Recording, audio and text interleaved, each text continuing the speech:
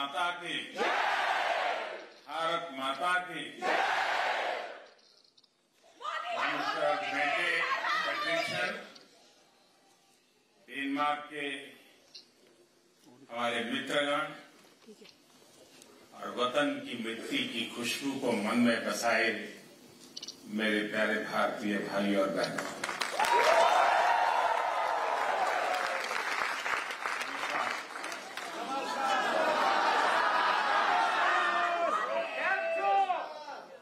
सबसे पहले तो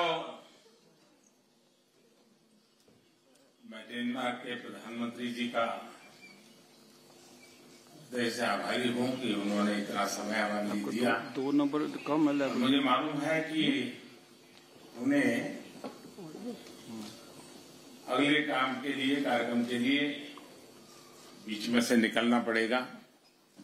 मैं उनसे भी आग्रह करूंगा कि आप संकोच मत कीजिए। अगर मेरा थोड़ा लंबा चल जाए,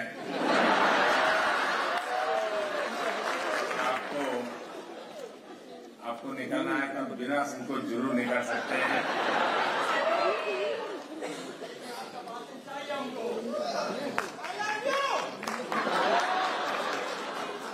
आप लोगों ने डेनमार्क की प्रधानमंत्री जी का और मेरा यहां जो भव्य स्वागत किया, उसके लिए मैं आप सभी का बहुत आभारी। सम्मान है।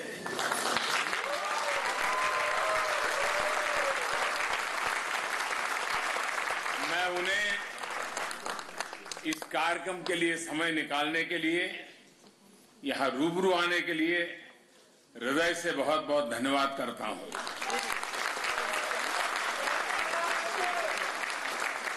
साथियों, कोरोना के कारण बहुत समय तक सभी की लाइफ एक तरह से वर्चुअल मोड में ही चल रही थी। अब ऑनलाइन से हमें ऑफलाइन जाना है, और हकीकत ये भी है कि ऑफलाइन ही लाइफलाइन है।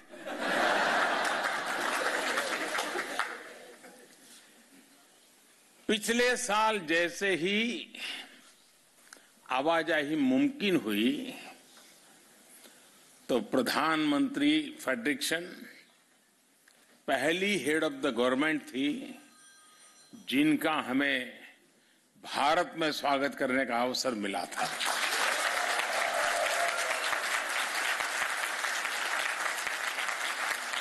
ये भारत और डेनमार्क के मजबूत होते संबंधों को दिखाता है। और खास बात यह है कि हमारी ग्रीन स्ट्रेटेजिक पार्टनरशिप प्रधानमंत्री फ्रेडरिक्सन की व्यक्तिगत प्राथमिकताओं और उनकी वैल्यूज से गाइडेड है। आज उनके साथ मेरी जो चर्चा हुई है, उसे दोनों देशों के संबंधों को नई ताकत मिलेगी, नई ऊर्जा मिलेगी। यहां आपसे बातचीत के बाद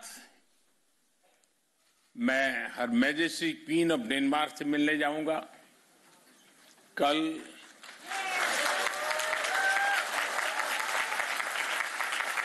नॉर्डिक इंडिया समिट में नई संभावनाओं की तरफ हम बढ़ने वाले हैं।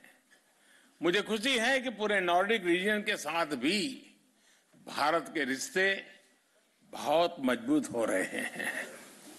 साथियों, दुनिया भर में फैले भारतीय डायस्पोरा को अगर मिला लिया जाए तो उनकी संख्या कई देशों की आबादी से अधिक होगी।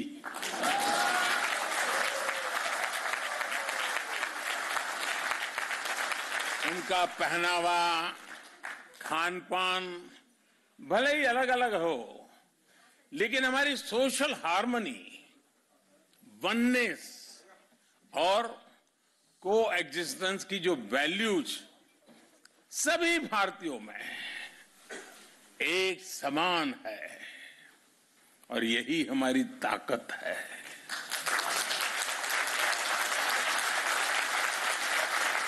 और जिनकी रूट्स किसी भी तरह मां भारती से जुड़ी हैं, वे स्वाभाविक तरह से लोकतंत्र और रूल ऑफ लॉ के प्रति सम्मान रखते ही हैं। एक भारतीय दुनिया में कहीं भी जाए, वो अपनी कर्मभूमि के लिए, उस देश के लिए पूरी ईमानदारी से कंट्रीब्यूट करता है।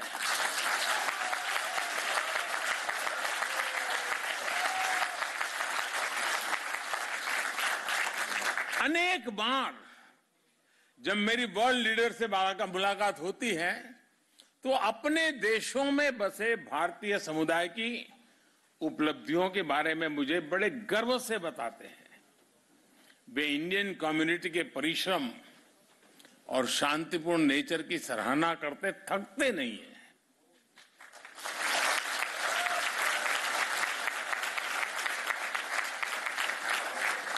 और इसके लिए धन्यवाद का हकदार मैं नहीं, आप सब हैं।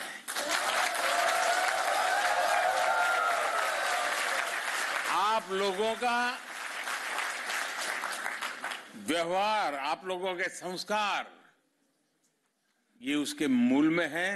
और इसलिए मैं सबसे पहले ये जो बधाइयां मुझे मिलती हैं, वो सारी आपको समर्पित करता हूं।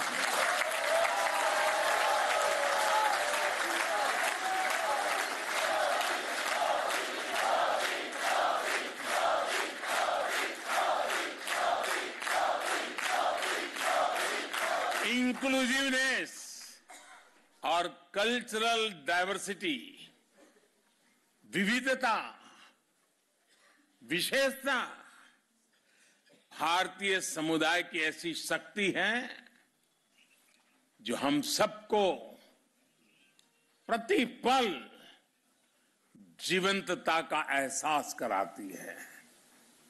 हजारों वर्षों के कालखंड ने इन वैल्यूज को हमारे भीतर विकसित किया है।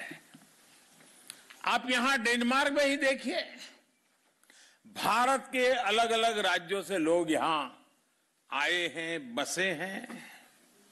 कोई तेलुगु बोलता है, कोई पंजाबी, कोई बांग्ला आणि कोई मराठी અને કેટલા કેમ છો ગુજરાતી, तो कोई तमिल वणक्कम से शुरू करता है, तो कोई मलयाली, कोई उड़िया जय जगन्नाथ,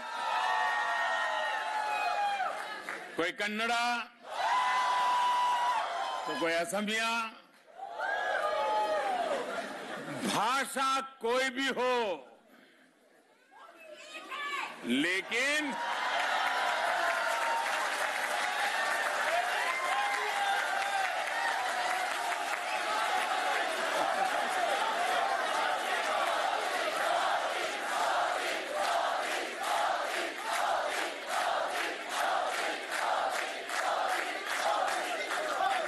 भाषा अनेक, भाव एक। भाषा कोई भी हो, लेकिन हम सभी के संस्कार भारतीय ही है।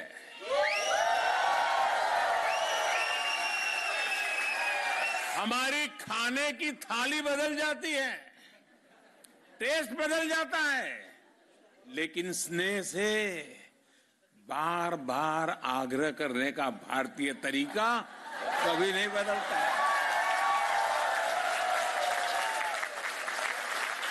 और हमें मालूम है कुछ लोगों को तो आग्रह करने का ऐसा स्वभाव होता है कि नमक के लिए भी कर देते हैं।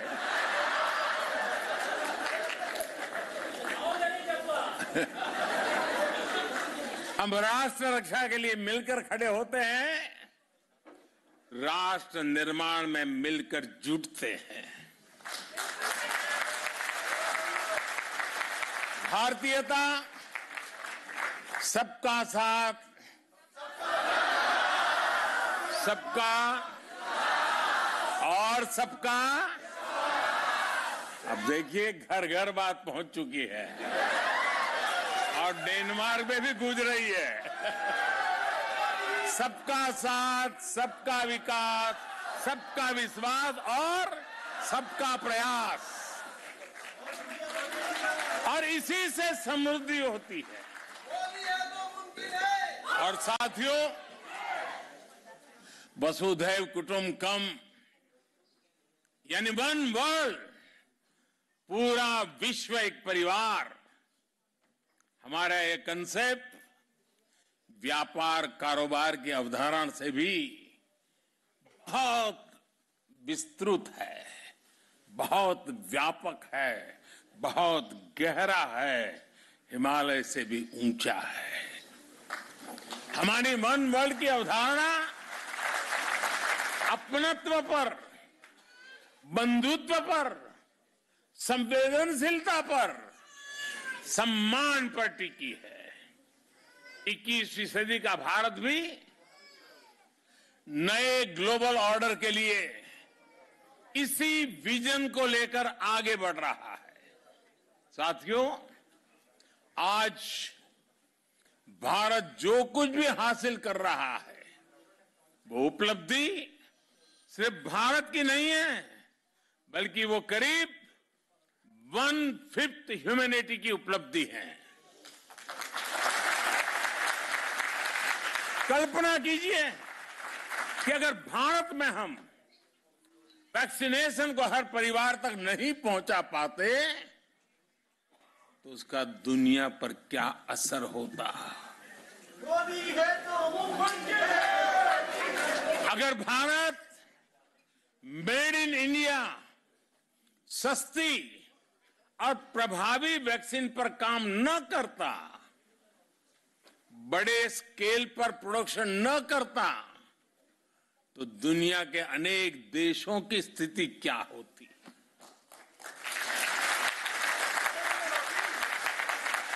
भारत जब अपने नागरिकों को गरीबी से बाहर निकालता है तो दुनिया से गरीबी कम होती है।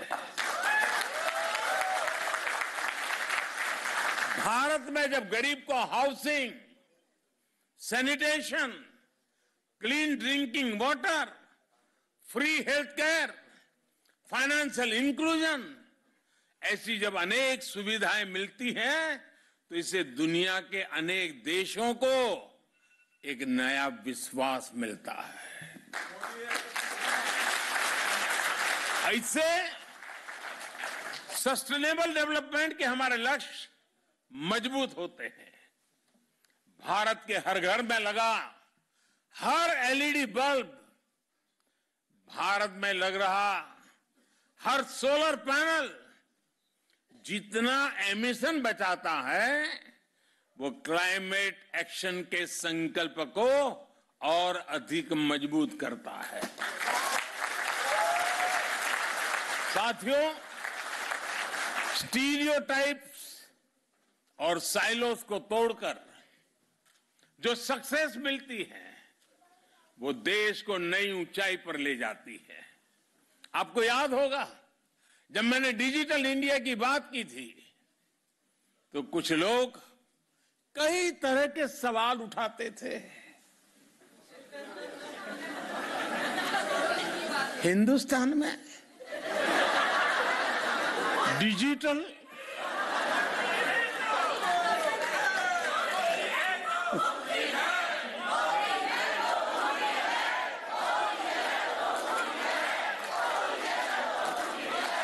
न जाने ऐसे सवाल पूछते थे,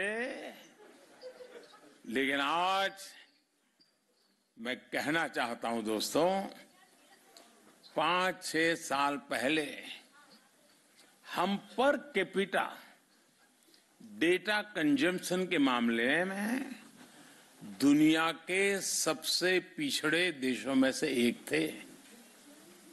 ये मैं बहुत दूर की बात नहीं कर रहा हूं, 5-6 साल पहले। लेकिन आज स्थिति एकदम से बदल गई है। अनेक बड़े देश मिलकर जितना per capita mobile data consume करते हैं, उससे ज्यादा हम भारत में करते हैं। सबसे बड़ी बात यह है कि आज जो भी नया यूजर जुड़ रहा है वो शहरों से नहीं है, दूर सुदूर जंगलों में रहने वाले भारत के छोटे छोटे गांव है दोस्तों।